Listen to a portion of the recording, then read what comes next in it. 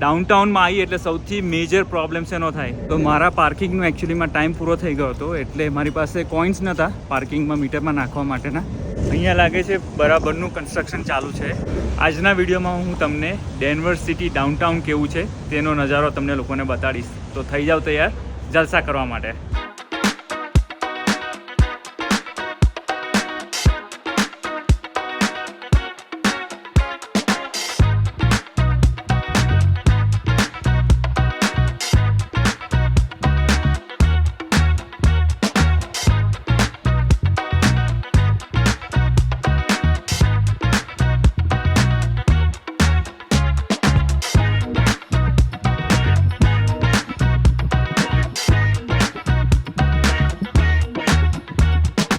આજના દિવસની શરૂઆત અમે લોકોએ સૌથી પહેલાં આ વોટર પાર્કથી કરી હતી. આ વોટર પાર્કનું નામ છે પાયરેટ્સ ઓફ કોવ. આ ડેનવરથી લગભગ 20 માઇલ જેટલું દૂર આવેલું છે. આ વોટર પાર્કની એન્ટ્રી ફી હતી $20 પર પર્સન. આ વોટર પાર્ક ખૂબ જ મોટું નથી, મીડિયમ સાઇઝનું છે, પણ ખૂબ જ મજા આવે તેવું વોટર પાર્ક છે. Address in the description.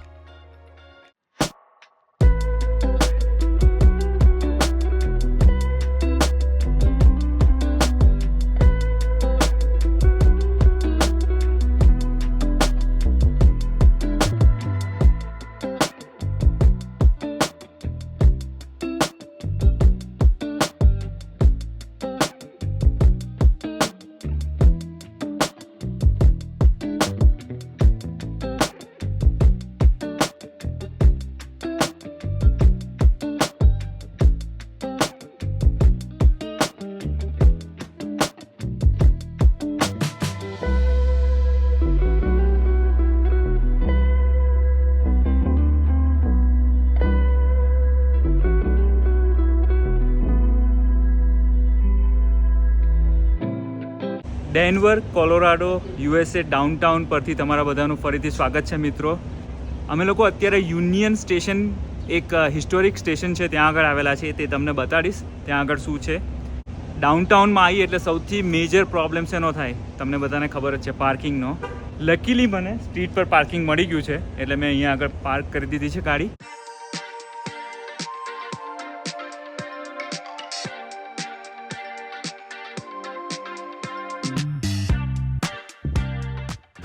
તો ડેનવરનું સૌથી famous union station train station છે. અંદર મને ખબર નથી કે ટ્રેન એકચ્યુઅલીમાં ચાલુ છે કે નહીં, કે હિસ્ટોરિક પ્લેસ છે, પણ આપણે ત્યાં જઈને જોઈએ. પાછળ દેખાય છે તમને, ત્યાં જવાનું છે આપણે.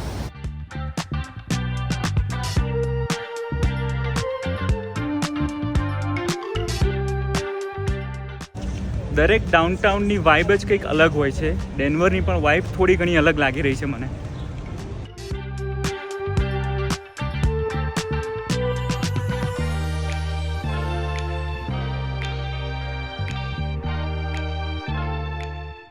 આ યુનિયન સ્ટેશનની સ્થાપના 1881 એટલે કે 1881માં થઈ હતી.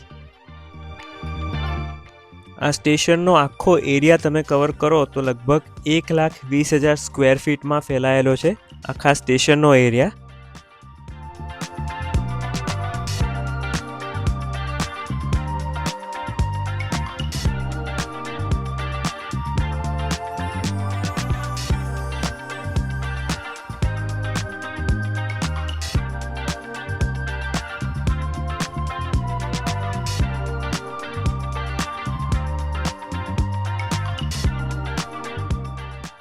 આ સ્ટેશનની અંદર એક લક્ઝરી હોટેલ પણ આવેલી છે અને એ હોટેલમાં લગભગ 112 રૂમ છે.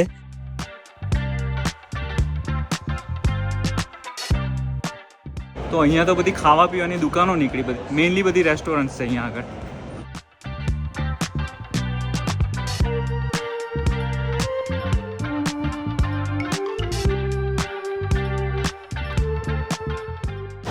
અને આ છે એકચ્યુઅલ ટ્રેન સ્ટેશન કે જ્યાંથી ટ્રેન પણ ઉપડે છે.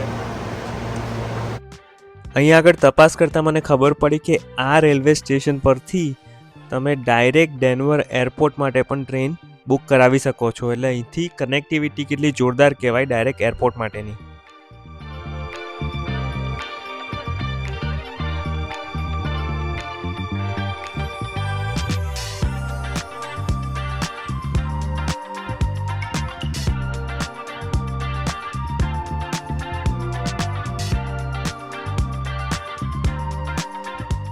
અને જે આપણે ટ્રેન સ્ટેશન તમને લોકોને બતાડ્યું ને ઉપર, તેની નીચે આખું પ્લેટફોર્મ ને બીજું ઘણું બધું છે અહીંયા આગળ નીચે. અંદર નથી જતો કારણ કે મારે ટ્રેન નથી પકડવાનું, પણ અહીંયા આગળ બીજી સબવે ને બીજું બધું જતું હોય તેવું લાગે છે અહીંયાથી.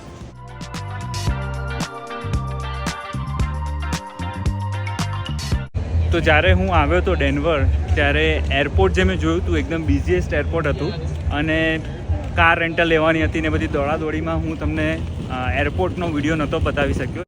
પણ નેક્સ્ટ વિડીયોની અંદર હું તમને ડેનવરના એરપોર્ટના પણ દર્શન કરાવી દઈશ મિત્રો.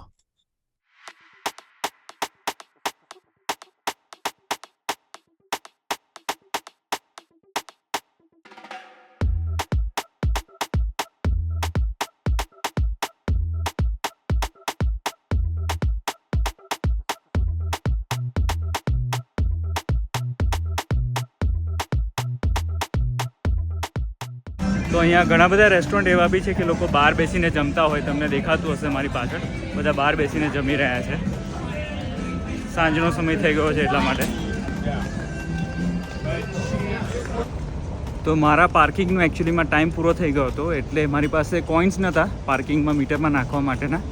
એટલે પછી મેં એક રેસ્ટોરન્ટમાં ગયો હું, અને રેસ્ટોરન્ટમાં જઈને મેં $2 છૂટા કરાયા, ક્વાર્ટર્સ લીધા, અને પછી પાછા એડ કર્યા મેં.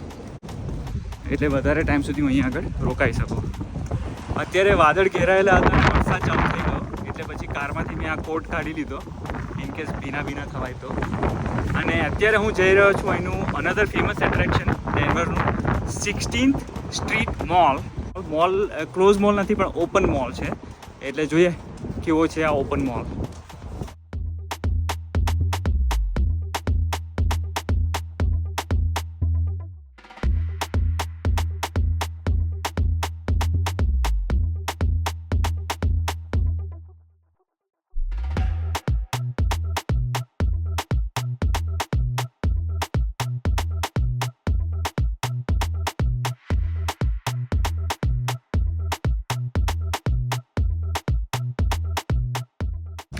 તો હું એકચ્યુઅલીમાં અહીંયા 16th સ્ટ્રીટ મોલના એરિયામાં જ છું, પણ અહીંયા આગળ થોડું કન્સ્ટ્રક્શનનું કામ ચાલે છે. પણ દુકાનો ને એ બધું તો છે જ અહીંયા આગળ, શોપિંગનો એરિયા ને રેસ્ટોરન્ટ્સ ને એ બધું.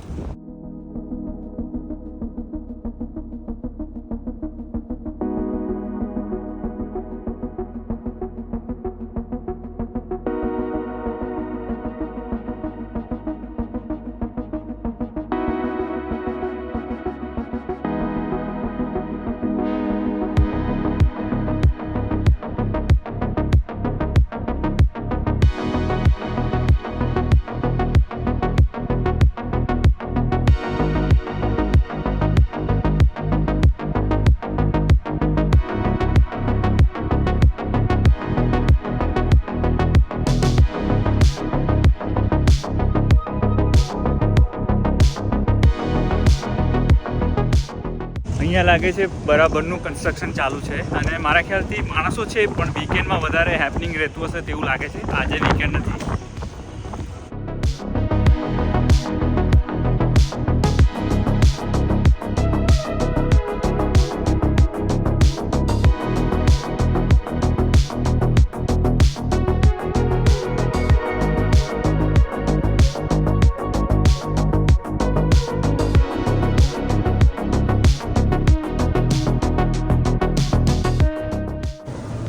તો અત્યારે ઇવનિંગનો ટાઈમ થયો છે, 7 વાગી ગયા છે, અને અમારા ફેમિલીમાં બધાને ભૂખ લાગી છે. તો અહીંયા આગળ ચાલતા એક રેસ્ટોરન્ટ મળ્યું છે, એનું નામ છે કાવા.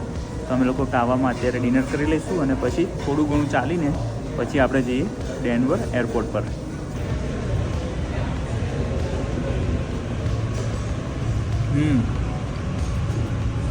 Not too bed.